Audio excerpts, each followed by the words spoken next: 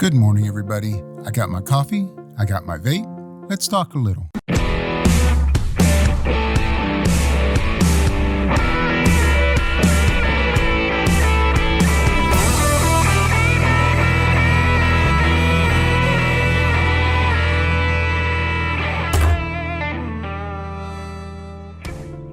So today I just wanted to talk about a subject that came to mind yesterday.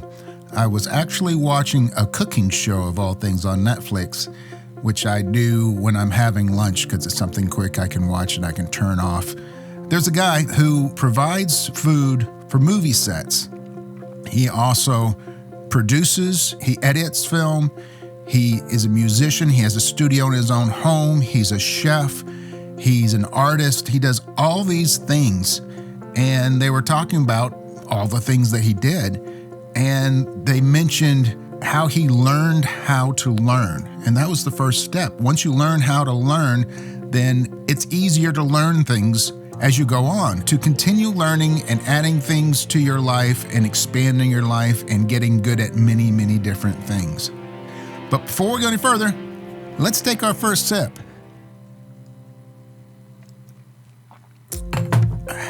The reason why that resonated with me is that's something that I learned, I'd like to say early in my life, but I actually struggled for quite a bit of my life, admiring people who could do so many things and were so quick to pick up new skills. And it was so hard for me to do that. I would try things, I would get discouraged, and then I would just set them down and say, well, I guess that's not for me, or it's not something that I could ever do. And then at one point in my life, I actually learned this process.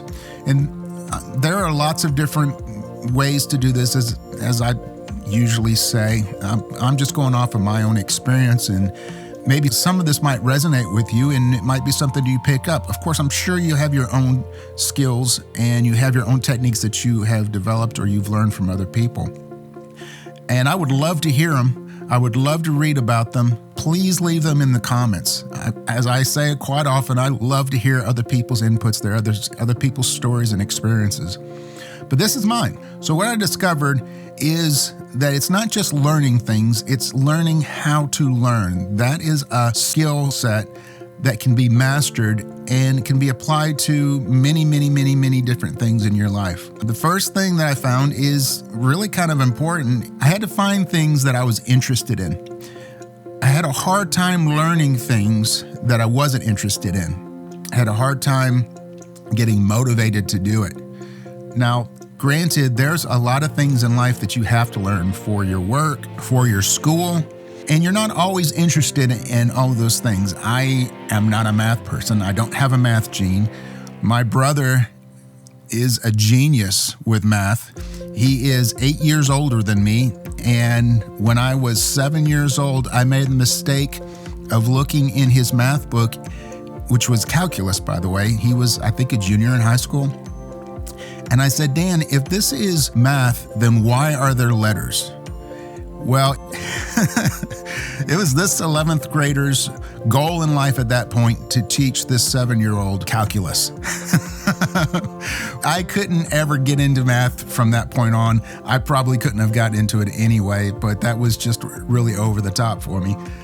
But I had to take math, and math is not something that you can really do without in life. You really, really need it.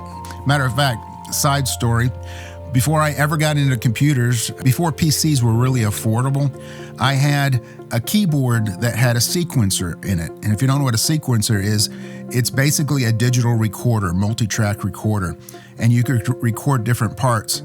Well, at this time, they didn't have all these programs. Now they have programs that'll make it sound like anything. You can play a guitar on a keyboard, and they've got patches that make it sound like it's actual picking of a guitar. But at this particular point, they didn't have all that. So I actually had to get into an edit mode and get into the actual digital framework of what I was sequencing, because I wanted to have a retard, which is where a song slows down at the end to give dramatic effect. So I actually came up with this algebraic equation. Now, I failed pre-algebra, never made it to algebra. I say I failed it. I failed pre-algebra 1. I made a D in pre-algebra The only reason I passed was because my teacher loved that I was a musician. We got along really well, and she told me on the last exam, if I didn't make the lowest grade in the class, she would pass me with a D. So that was motivation enough. So anyway, I figured out at what point the tempo was, at what point that I wanted the tempo to be, and the distance, the number of measures to create that. Well, I didn't realize I did algebra till afterwards, and I was so excited I called everybody I knew and told them, hey, I actually used algebra.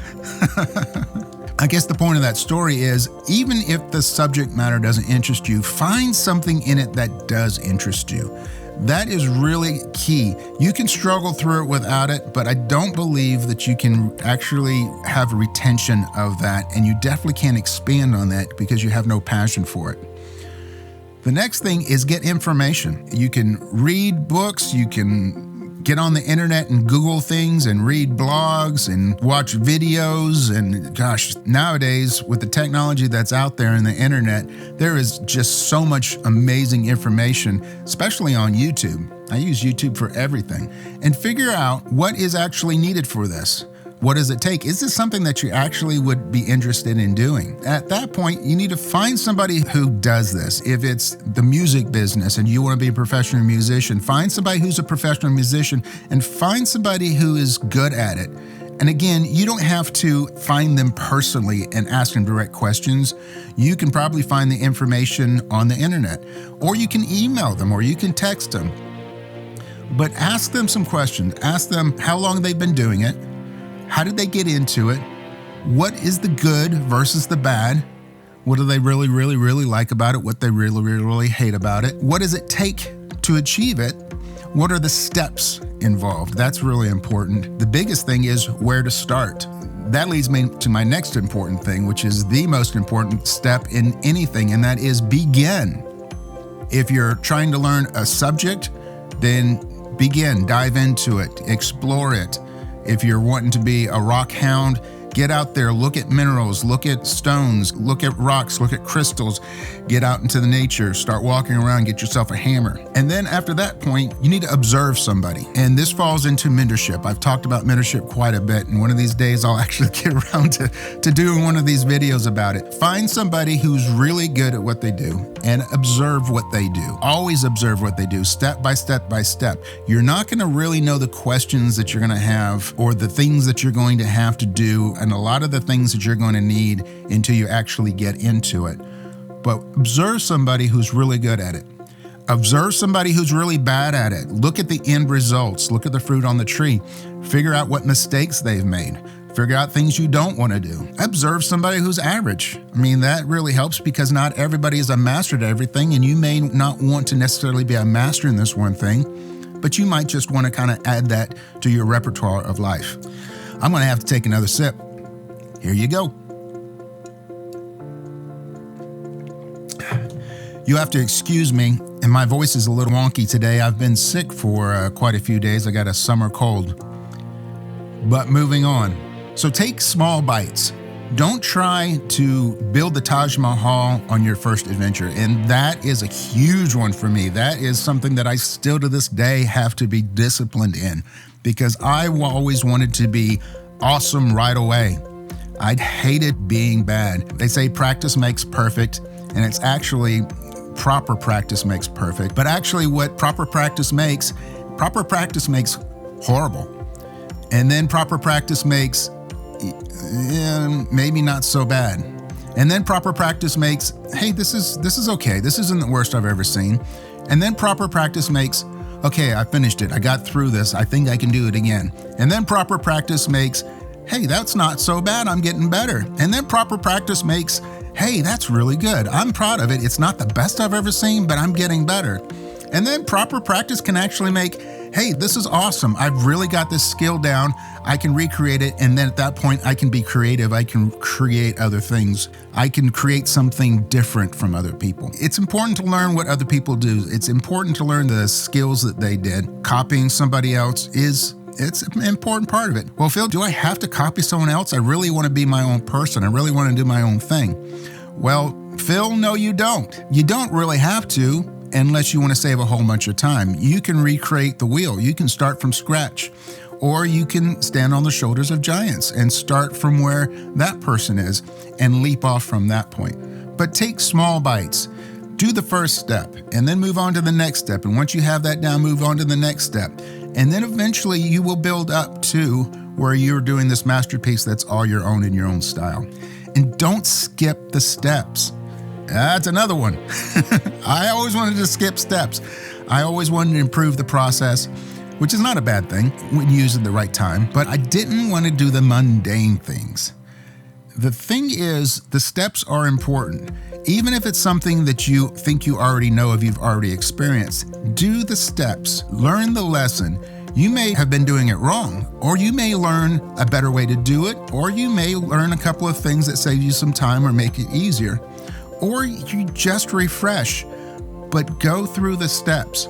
When I was first learning how to play the bass, I would take a song that was right at the top of my skill level or a little bit harder than I could play, and I would play the piece, and then when I got to something that I couldn't quite play, I would take that one little section and I would slow it down. I'd play to a drum machine because I knew it'd be in rhythm, and I'd play it over and over and over and over again, really, really slow.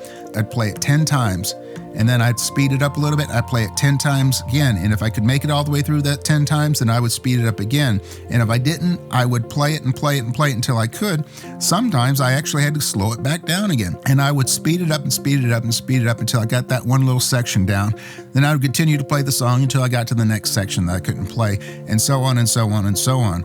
And through that process, if I do say so myself, I became a really good bass player. And I guess that kind of brings in the next step, is to set your goals.